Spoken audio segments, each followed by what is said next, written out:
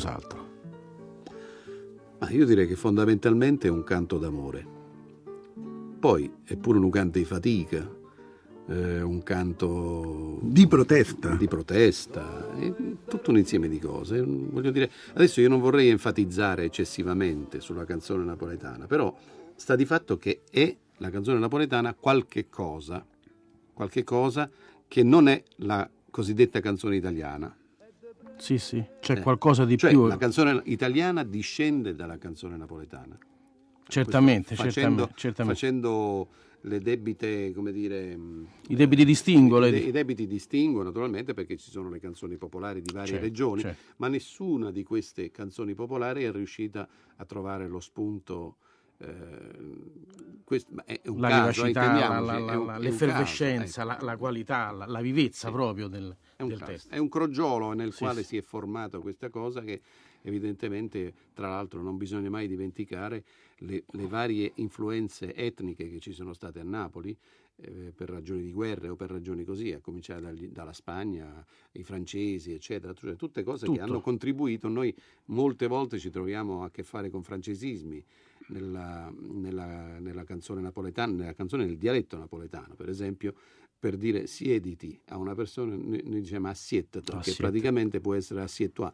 Ah, sì, il francesismo. Questo è uno dei tanti, l'invasione francese, delle certamente. tante cose. La boulangerie, per esempio, la panetteria francese, Sì. a Napoli, io ricordo fino alla fine della guerra che c'erano le boulangerie. Interessante. Si questo faceva punto di vista linguistico. il pane che noi chiamavamo bersagliere a Napoli, che era fatto, Lei ci deve spiegare che era una cos'era. specie di filone con 3 spaccate trasversali, e la baguette francese. Un pochettino più corto. C'è un'assonanza con tutta quella che è stata la civiltà E poi c'era esterna che è arrivata a Napoli. un altro pane che si chiamava marsigliese. Marsigliese, sì. Sono costretto a interrompere Cigliano e Gangi, perché a questo punto il maestro Gangi è stato molto effervescente in questa puntata. Vi diamo appuntamento ai prossimi numeri della nostra trasmissione. Giorgio Boari Ortolani vi saluta, arrivederci. Avete ascoltato?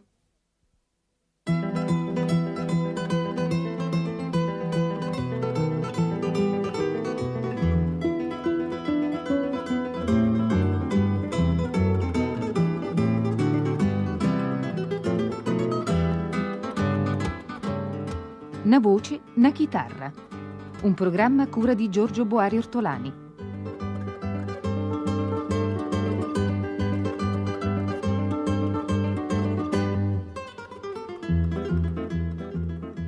Con la partecipazione di Mario Gangi e Fausto Cigliano.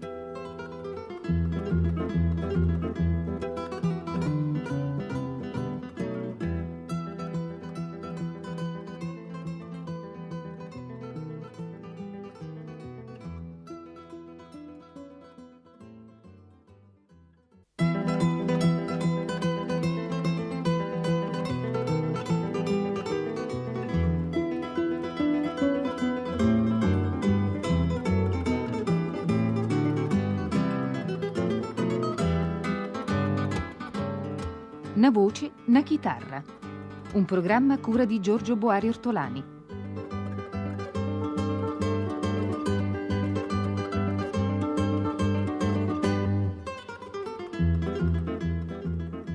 Con la partecipazione di Mario Gangi e Fausto Cigliano.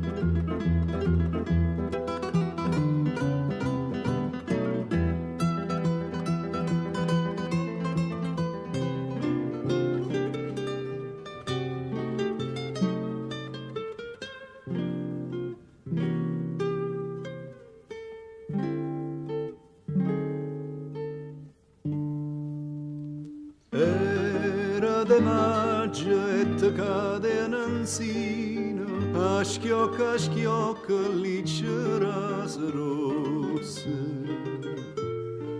Fresca era l'aria e tutto luciardina, addurava da rosa gente passa. Era de maggio e io non me ne scordo, una canzone cantavamo a due voci. Più tempo passa e più me ne ricordo. Fresca era l'aria e la canzone dolce. E diceva cuore mio lontana vai, tu me lassi e io conto l'ora, chissà quando tornerai.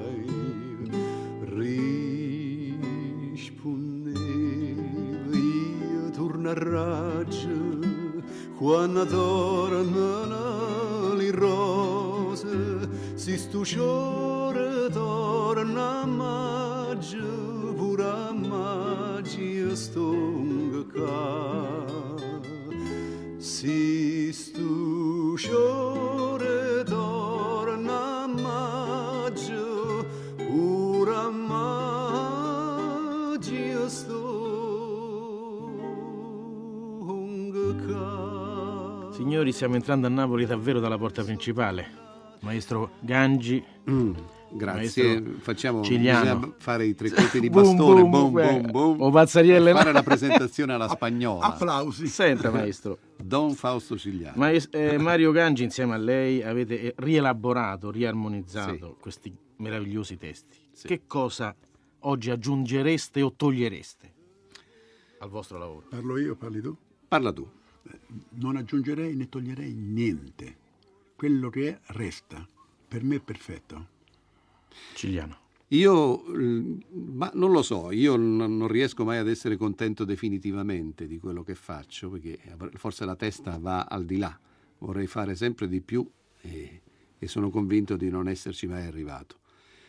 Voglio dire che se mai dovessi cambiare qualche cosa, cambierei nulla sostanzialmente, ma può darsi che potrei cambiare qualche cosa nella maniera di fare, nella scelta di qualche tempo, hai capito? Sì. Nel rallentare qualche tempo, più rallentato o meno rallentato, che poi sono cose che sono frutto in un certo senso della maturità che uno acquisisce negli anni. Uno dovrebbe nascere vecchio per poter andare bene. E tornare indietro. E tornare Che indietro. bello. Perché io non penso, maestro, che lei abbia interpretato all'epoca i testi napoletani così con facilità. Queste canzoni, questi lead, dice il maestro Gangi, e concordo in pieno, hanno un vissuto dietro, no? Anche personale. Sì, innanzitutto hanno un vissuto, voglio dire, le canzoni napoletane per un napoletano vivono con lui dalla nascita in un certo senso, perché c'è sta la mamma che canta la canzone napoletana, il vicolo che fa rimbalzare la canzone napoletana, le voci di quelli che vendono l'acqua, che fanno canzone napoletana e che sono l'origine della cosiddetta fronne e limone di cui si disquisiva poco fa, che dovevamo parlarne, poi non ne abbiamo parlato. Ah già, la spiegazione che lei doveva dare al maestro. Volevo appunto chiederti proprio perché Bruni è il re da fronne e limone. Cosa è la fronne e limone? Spiegamelo. Ma la fronne di limone credo che tecnicamente sia un gruppetto, praticamente, cioè a dire una ritorsione delle note su se stesse, insomma, partendo da una nota base. C'entra anche la glottide per caso? Sì, c'entra anche quello, e poi secondo me è sicuramente un retaggio dell'incontro arabo con Napoli, sicuramente, delle interferenze, diciamo, etniche. Il canto mozarabico proprio, che arriva in qualche modo attraverso la chiesa, attraverso il canto liturgico, attraverso le invasioni. Non per niente a Napoli la bara la chiamano Otavut, da Tavut arabo, la bara, Tavut, Otavut. Beh, è bello questo. C'è qualche cosa qualche cosa che richiama e che ritorna. Ci sono stati lì a Napoli, insomma. Parlavamo con Ciliano del vissuto di queste interpretazioni. Il vissuto è difficile dirlo, perché quando uno canta una canzone che è stata scritta nell'Ottocento, nel Settecento, non puoi mai parlare di vissuto, perché il suo personale come interprete. Sì, voglio dire, intendiamo, cioè io non posso immergermi nei panni settecenteschi, quindi e probabilmente non tutte le storie possono avere un'attinenza a quello che ci succede oggi. Certo. Noi viviamo nella civiltà delle macchine. Certamente. Viviamo, quindi quando vai a fare a immergerti in una di queste canzoni, di queste composizioni, praticamente devi in qualche modo ovattarti, devi pensare, sì, all'epoca nella quale sono state concepite, e in qualche modo mediare i tuoi sentimenti con quelli che sono espressi dall'autore. Per qualche verso attualizzare, ma certamente c'è nel complesso delle canzoni, eccetera, come nel complesso della musica che è stata scritta da Gangi, ci siamo noi dentro, insomma. Certo, la vostra esperienza, la vostra storia, la vostra umanità. Io ripeto, adesso stavamo ragionando, osservandosi a distanza, senti queste cose e dici, ma allora c'è qualche cosa di me in tutto questo lavoro, no? In tutto questo che è stato fatto poi nel tempo, non in un tempo molto dilatato, ma capisci che ci sei dentro, capisci che c'è la tua emozione, capisci che c'è il tuo carattere, la tua maniera di vedere la vita, tutta una serie di implicazioni che uno si ritrova nel carattere. Certamente. Io devo dire che per cantare la canzone napoletana, essendo un carattere abbastanza chiuso, abbastanza riservato. Lei era un cantante cantante confidenziale o mi sbaglio? Sì, confidenziale, vabbè, insomma, ma voglio dire, ho sempre combattuto con me stesso per cercare di aprirmi, perché la canzone napoletana vuole anche solare, questo. certamente. L'ho fatto fin dove è stato possibile farlo, perché poi oltre là non riesco ad arrivare, cioè non riesco a sbracciarmi. Sì. Però io devo dire che sono riuscito a mettere usando un termine un po' osé, in notazione moderna, l'armonizzazione delle canzoni napoletane, grazie alla mia permanenza al Conservatorio di Napoli per 25 anni. E infatti lì, tu ne sai qualcosa, sì. Partenope mi rapì. Certo.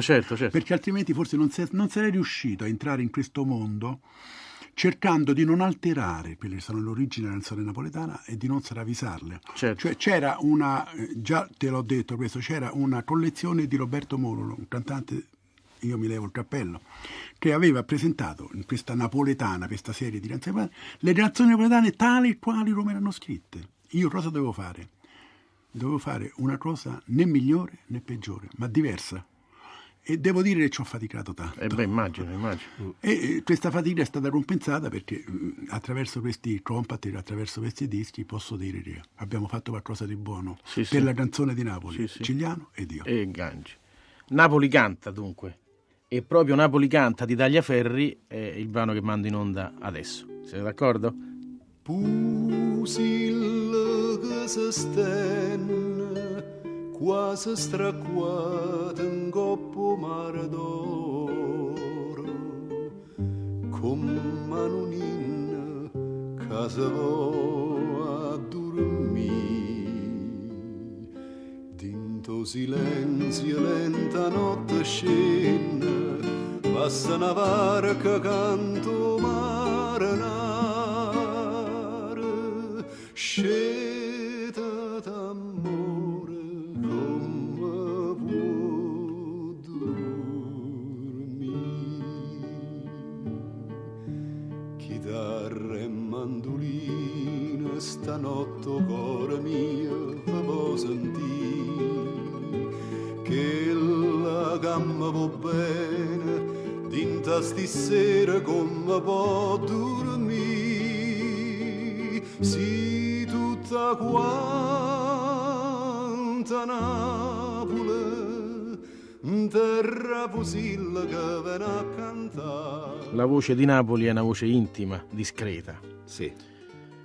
Da un po' di tempo mi pare che sia urlata, sia troppo messa in evidenza, piuttosto l'aspetto, come posso dire, spettacolare, più che canoro. Che ne pensate? Io penso ai grossi nomi, a Pavarotti, a Mina, interpretano il napoletano come se fosse il newyorkese, e non viceversa.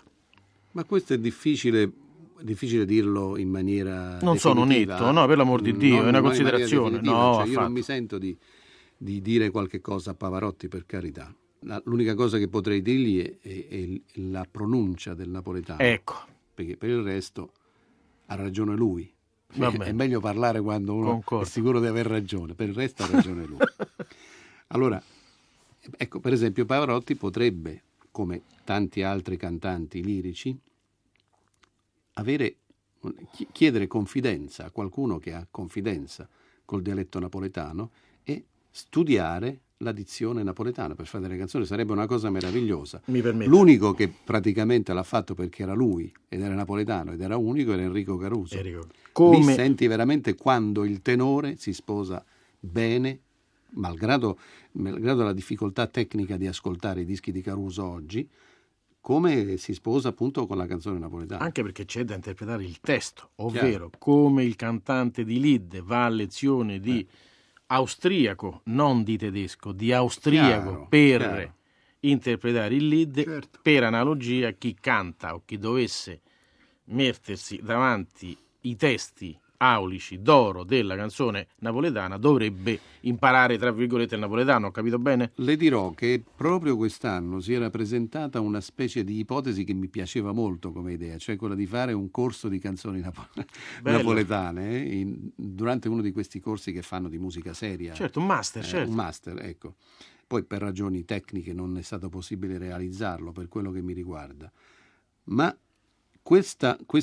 una cosa del genere avrebbe la funzione, per esempio, per tutti coloro che cantano la canzone napoletana, per cercare di cantarla un po' meglio, solamente questo. E soprattutto per quello che riguarda la fonesi. Spesso è incomprensibile il napoletano cantato dai grossi nomi, via. Non facciamo cambia un po' il carattere. Appunto, Fausto, scusami, vorrei sapere una cosa io. A parte adesso l'argomento Caruso, virgola, è un'eccezione.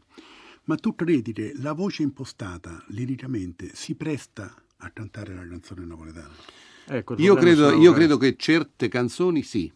Certe canzoni sono scritte... passione, niente. Mare chiaro, no? Non solo quelle, ci sono delle canzoni... Dimmi una volta sì, no? La stessa canzone che noi facciamo alle volte nei concerti, come si chiama? Quella che fa Carmen, sia giù lassata, amore mio per te, si deve pigliare. Io quella canzone lì me ne sono innamorata ascoltando un tenore bravissimo, del quale in questo momento mi sfugge il nome, ma spero di ricordarmelo più avanti. Non gli sollecitiamo. No, ecco, lo dico, me lo sono ricordato, è un tenore che amavo moltissimo, che era Franco Corelli. Ah, Corelli, sì. In Giappone una volta andai lì dove ero ospitato in questo albergo, c'era anche un giradischi e c'era, perché io dovevo studiare determinate cose, e c'era un disco, un LP di Franco Corelli che cantava molte canzoni napoletane e soprattutto anche questa canzone che mi piaceva moltissimo. Io sento il maestro Gangi più critico invece rispetto a Cigliano. No, assolutamente no. Io dico soltanto, a mio avviso, certamente, il mio è un giudizio opinabile, per carità.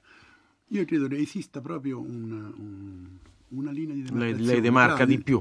L'impostazione del cantante lirico e naturalmente per la vocalità napoletana, indipendentemente dal fatto del dialetto. Sì, dall'interpretazione, dalla lettura o meno del testo. Le piscetielle sono una cosa, mentre le pisciulille che dice Pavarotti non stanno bene, però proprio è la vocalità del cantante che ha studiato canto in conservatorio non si sposa con la letteratura napoletana, salvo le eccezioni. Però ecco, insomma, tu vedi sempre, adesso non è che voglio fare delle osservazioni a quello che hai detto tu, ma insomma, quando Pavarotti fa i concerti, dov'è che fa cadere o teatro, come diceva Edoardo De Filippo? Quando viene fuori con Torna sul Rientro e quando viene fuori con Lo Sole Mio. Con Lo Sole Mio se ne cade il teatro. Perché?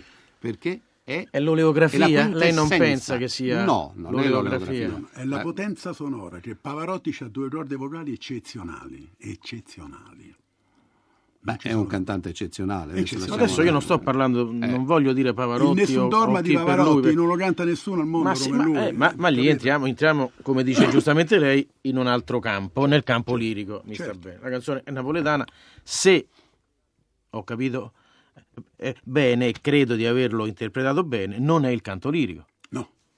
O no? Lei, maestro? Non è il canto lirico, ma per qualche verso può essere una canzone napoletana deriva. Sicuramente. E l'abbiamo detto che ne deriva. Però dalla romanza ottocentesca, dai.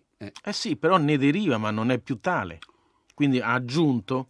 Però voglio dire, l'andamento musicale consente che siano cantate anche dai grandi lei tenori. Dice, lei non si meraviglia rispetto, diciamo, a Gangi o a me. Io per esempio sono contrario. No, c'ha un effetto diverso. Sì, Adesso sì, io non cito me, ma cito per esempio un cantante di cui forse abbiamo parlato non in questa puntata, nella puntata precedente, anche se solamente accennato, cito Roberto Muro. Roberto Muro è la quintessenza della maniera di cantare la canzone napoletana non da tenore, cioè è una cosa magica. E Bruni? Certo. Lei ha nominato pure Bruni? Beh, meno Bruni.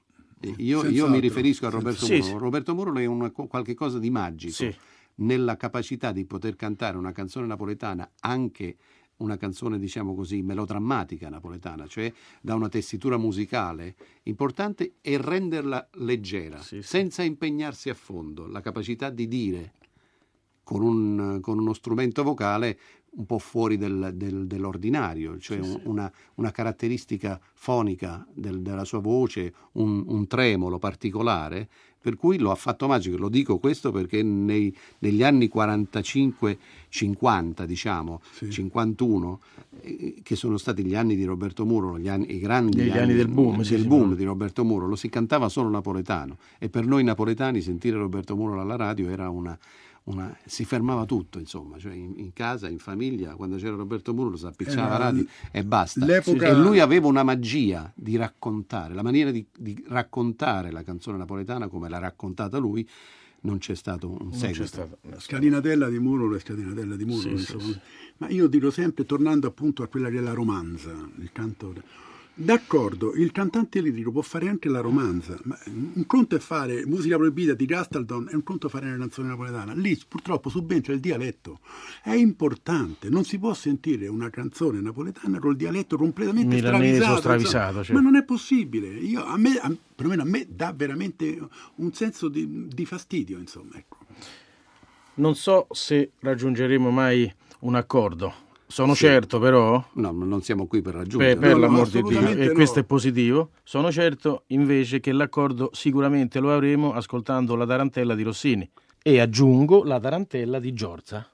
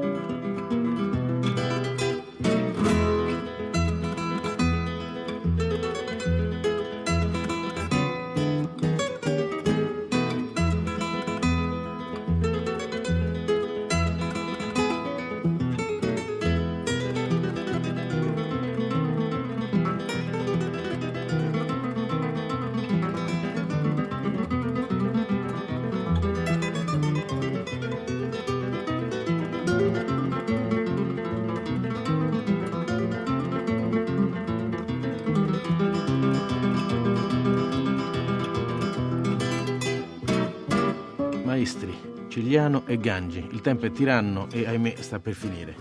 2 battute sulla canzone napoletana così per chiudere. Futuro, prospettive, se è possibile. Ricordando, ahimè, scusi se la interrompo, che ci sono purtroppo i festival della canzone C'erano i festival ahimè, c'erano i festival che sono praticamente, come si dice, quando fisicamente come il collasso dell'atmosfera, no? I buchi neri. Il buco nero. Il Festival napoletano ha fatto come il buco nero, cioè collassato su se stesso. Vogliamo dire che si sono suicidati questi festival di Napoli o no? Sì, in un certo senso un suicidio, sì. no? Diciamo che è stata un'esperienza proprio non proprio così positiva o secondo felice. me poi la canzone napoletana è quella che viene oggi fuori dai nuovi ragazzi della canzone napoletana, cioè questi che fanno una canzone che non è più tanto napoletana, è mezza blues, è mezza queste cose qua. Lei trova cioè, questa è ancora l'espressione più mi fa piacere più vicina. Però diciamo. fa piacere che lei ci colga comunque questo aspetto di napoletanità vivo, presente. Hai voglia. È presente, io di tanto in tanto sento anche dei gruppi, diciamo così, piuttosto forti, piuttosto metallari, diciamo così, napoletani, ma che hanno sempre dentro uno spiritaccio che non finisce più. È vero. A parte il fatto che sono dei talenti, i più grandi talenti, secondo me, della musica leggera di oggi continuano a uscire da Napoli, senza voler fare partigianeria. Sì, no, senza fare nomi, per l'amor di Dio. Maestro Gangi? Ma io dico, per esempio, che uno dei personaggi più emblematici della canzone napoletana di oggi è Pino Daniele, non ci sono dubbi. Cioè, ha detto una parola nuova.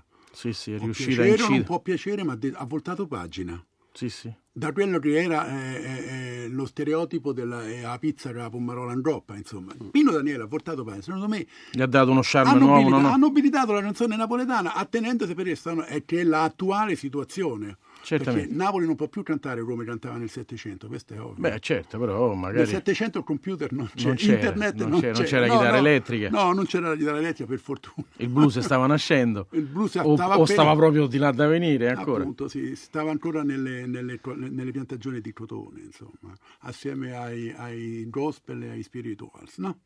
Per cui io devo dire che nella nuova versione, la veste nuova che si è messa ultimamente, la canzone napoletana, non è tutta da buttare via, assolutamente. Lei ci no. trova, c'è uno sviluppo, c'è qualcosa che prenderà. Senz'altro. E forse io, per concludere così con un'espressione che è molto attinente all'emittente che ci manda in onda, on air, diciamo, come dicono loro, io direi lunga vita alla canzone napoletana. Ecco, me l'ha tolto da bocca, veramente, lunga vita alla canzone napoletana, è verissimo. Benissimo. Un saluto bello per Napoli e per tutti quelli che hanno ascoltato le nostre trasmissioni. Un grazie a Mario Gangi e a Fausto Cigliano. Buonasera a tutti, arrivederci. Avete ascoltato?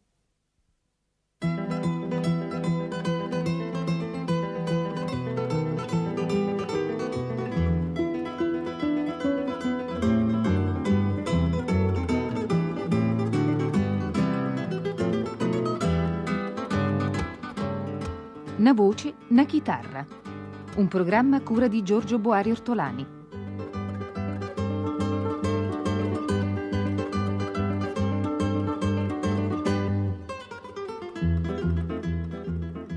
Con la partecipazione di Mario Gangi e Fausto Cigliano.